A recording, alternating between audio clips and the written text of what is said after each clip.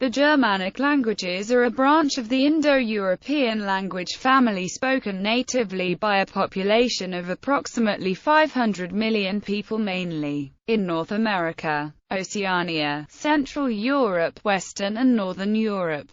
The West Germanic branch includes the two most widely spoken Germanic languages: English, with approximately 360 to 400 million native speakers, and German, with over 100 million native speakers. Other major West Germanic languages are Dutch with 23 million speakers, Low German with approximately 5 million in Germany and 1.7 million in the Netherlands, and Afrikaans, an offshoot of Dutch, with over 7.2 million. The main North Germanic languages are Norwegian, Danish, Swedish, Icelandic, and Faroese, which have a combined total of about 20 million speakers. The East Germanic branch included Gothic, Burgundian, and Vandalic, all of which are now extinct. The last to die off was Crimean Gothic, spoken in the late 18th century in some isolated areas of Crimea. The SIL Ethnologue lists 48 different living Germanic languages, of which 42 belong to the Western branch, and 6 to the Northern branch.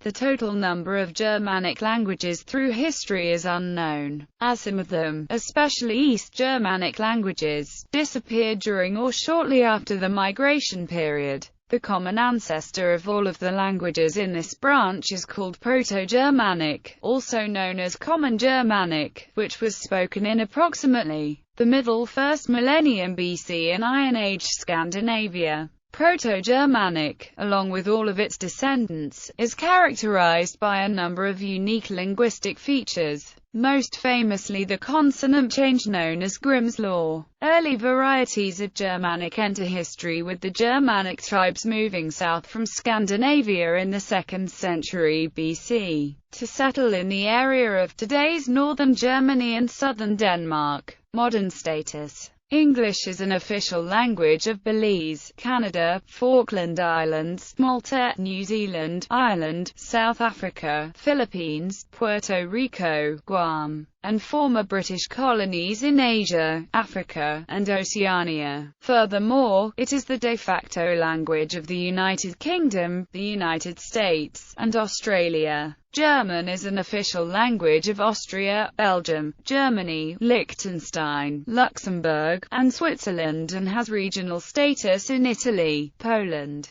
Namibia, and Denmark. Though Germany has had some colonial possessions, it lost those after World War I, and German did not remain an official language there after the end of its colonial domination. Only in Namibia did German remain of some importance, where it is used by educated people, and in commerce. German also continues to be spoken as a minority language by immigrant communities in North and South America and Australia. A German dialect, Pennsylvanian Dutch, is still present amongst Anabaptist populations in Pennsylvania, USA. Dutch is an official language of Aruba, Belgium, Curaçao, the Netherlands, Sint Maarten, and Suriname. Even though the Netherlands also colonized Indonesia, Dutch was scrapped as an official language after Indonesian independence. In addition to being the official language in Sweden, Swedish is also an official language in Finland.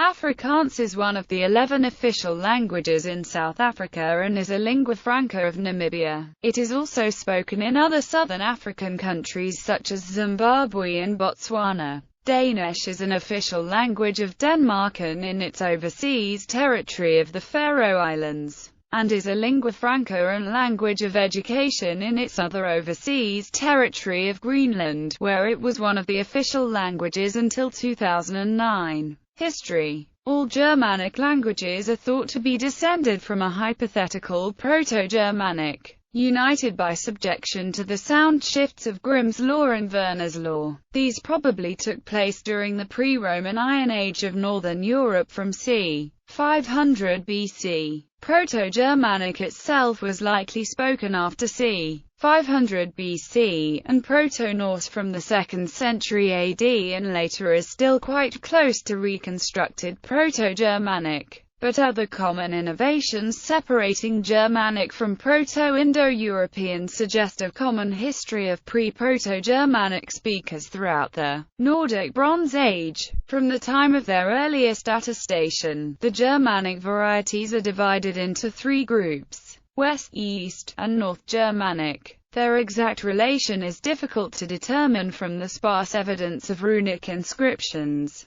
The Western group would have formed in the late Gestorf culture, and the Eastern group may be derived from the 1st century variety of Gotland, leaving southern Sweden as the original location of the northern group. The earliest period of Elder Futhark predates the division in regional script variants, and linguistically essentially still reflects the Common Germanic stage. Vimo's inscriptions AD 160 are the oldest Germanic writing. The earliest coherent Germanic text preserved is the 4th century Gothic translation of the New Testament by Ulfilas. Early testimonies of West Germanic are in Old Frankish, Old High German, and Old English. North Germanic is only attested in scattered runic inscriptions, as Proto-Norse, until it evolves into Old Norse by about 800. Longer runic inscriptions survive from the 8th and 9th centuries. Longer texts in the Latin alphabet survive from the 12th century,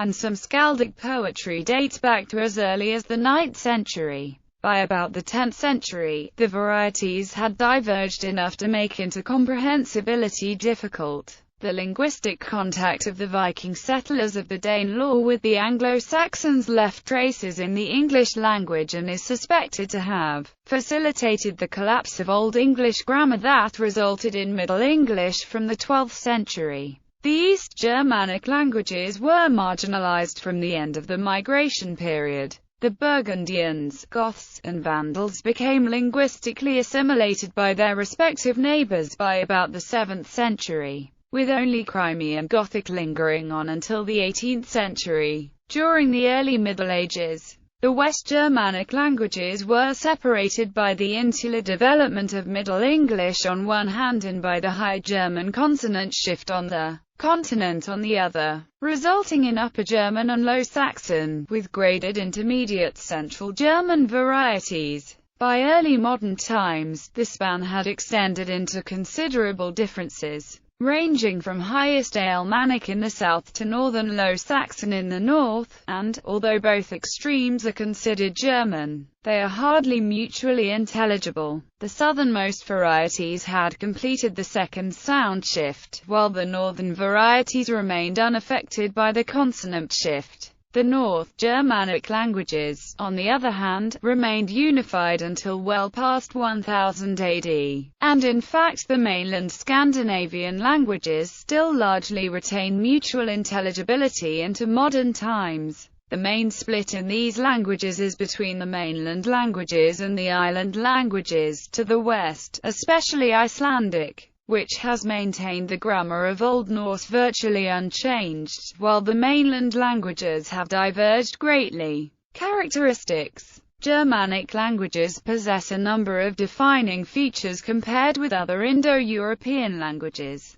Probably the most well-known are the following. The sound changes known as Grimm's law and Werner's law, which shifted the values of all the Indo-European stop consonants. The recognition of these two sound laws were seminal events in the understanding of the regular nature of linguistic sound change and the development of the comparative method, which forms the basis of modern historical linguistics. The development of a strong stress on the first syllable of the word, which triggered significant phonological reduction of all other syllables. This is responsible for the reduction of most of the basic English words into monosyllables, and the common impression of modern English and German as consonant-heavy languages. Examples are Proto-Germanic *strangido strength, *hameritijo, and *halberden head, *horsigenan here, *harubastas German Herbst autumn, *hagatus ho German hex, which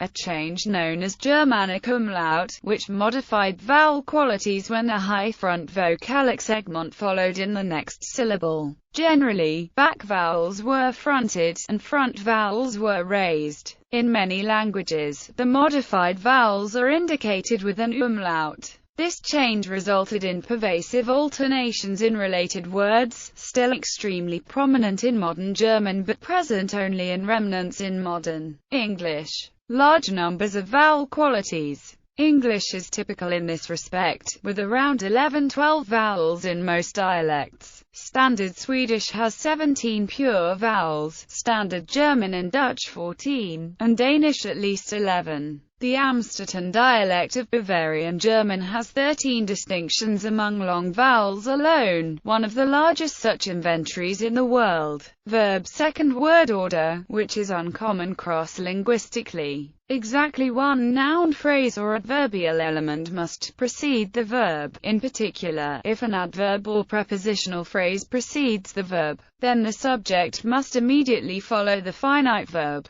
This is no longer present in modern English except in sentences beginning with here is, there is, here comes, there goes, and related expressions, as well as in a few relic sentences such as, over went the boat, pop goes the weasel. The palindrome, Abel was I saw Elba, or, boom goes the dynamite, and in most if not all of the 5 W's and 1 H questions e.g., what has happened here, who was here today, where will we go, when did he go to the stadium, why would this happen to us now, and how could these things get here, but is found in all other modern Germanic languages. Other significant characteristics are the reduction of the various tense and aspect combinations of the Indo-European verbal system into only 2, the present tense and the past tense. A large class of verbs that use a dental suffix instead of vowel alternation to indicate past tense. These are called the Germanic weak verbs. The remaining verbs with vowel ablaut are the Germanic strong verbs. A distinction in definiteness of a noun phrase that is marked by different sets of inflectional endings for adjectives, the so-called strong and weak adjectives. A similar development happened in the Balto-Slavic languages. This distinction has been lost in modern English but was present in Old English and remains in all other Germanic languages to various degrees.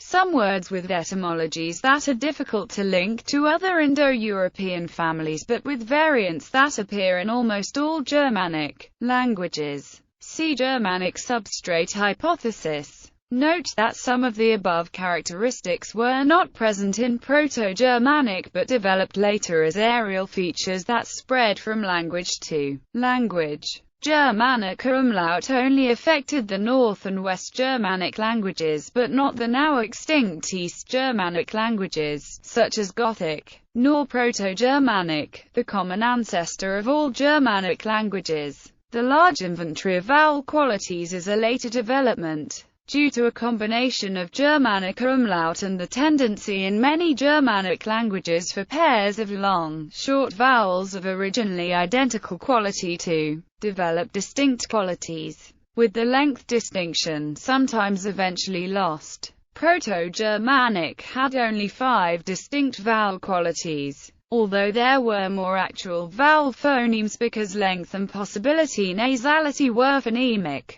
In modern German, long-short vowel pairs still exist but are also distinct in quality. Proto-Germanic probably had a more general SOVI word order. However, the tendency toward V2 order may have already been present in latent form and may be related to Wackernagle's law, an Indo-European law dictating that sentence clitics must be placed second. Roughly speaking, Germanic languages differ in how conservative or how progressive each language is with respect to an overall trend toward analyticity. Some, such as Icelandic and, to a lesser extent, German, have preserved much of the complex inflectional morphology inherited from Proto-Germanic. Others, such as English, Swedish, and Afrikaans, have moved toward a largely analytic type. Linguistic developments. The subgroupings of the Germanic languages are defined by shared innovations. It is important to distinguish innovations from cases of linguistic conservatism. That is, if two languages in a family share a characteristic that is not observed in a third language, that is evidence of common ancestry of the two languages only if the characteristic is an innovation compared to the family's proto-language.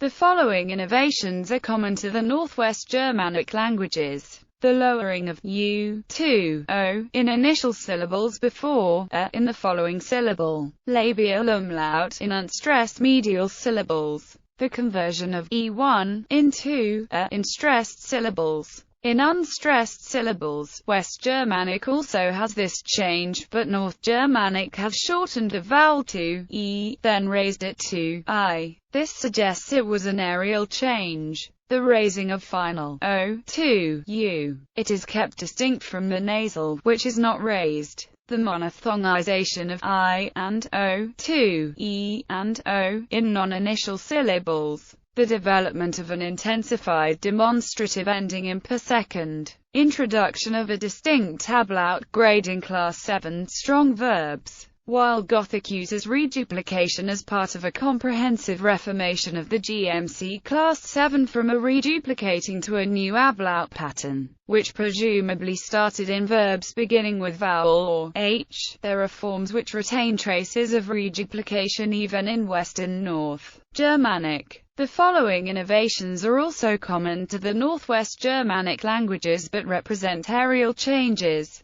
Proto-Germanic, z greater than r. Note that this is not present in Proto-Norse and must be ordered after West Germanic loss of final z Germanic umlaut. The following innovations are common to the West Germanic languages. Loss of final z in single-syllable words. Old High German retains it, while it disappears in the other West Germanic languages. Change of th to stop d in all environments. Change of lth to stop ld.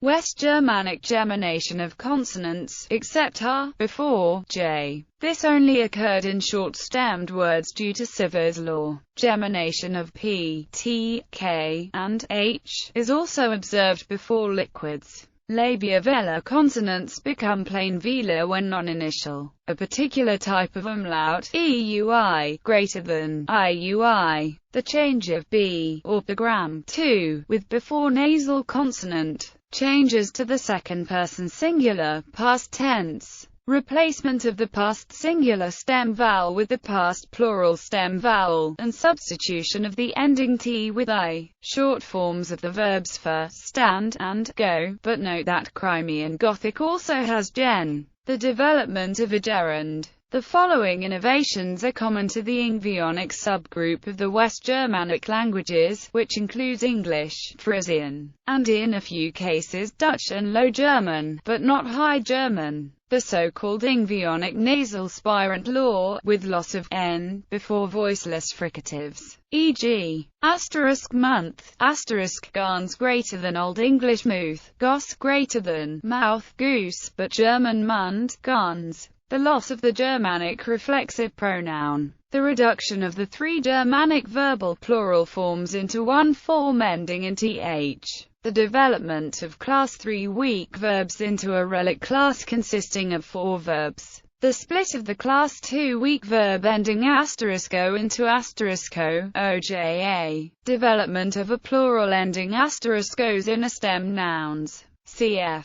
Modern English plural s, but German plural e. Possibly, the monophthongization of Germanic *I to e, a. The following innovations are common to the Anglo-Frisian subgroup of the Ingvaeonic languages. Raising of nasalized a into o. Anglo-Frisian brightening. Fronting of non-nasal a to a, when not followed by n or m. Metathesis of crv into cvr, where c represents any consonant and v any vowel. Monophthongization of I into a.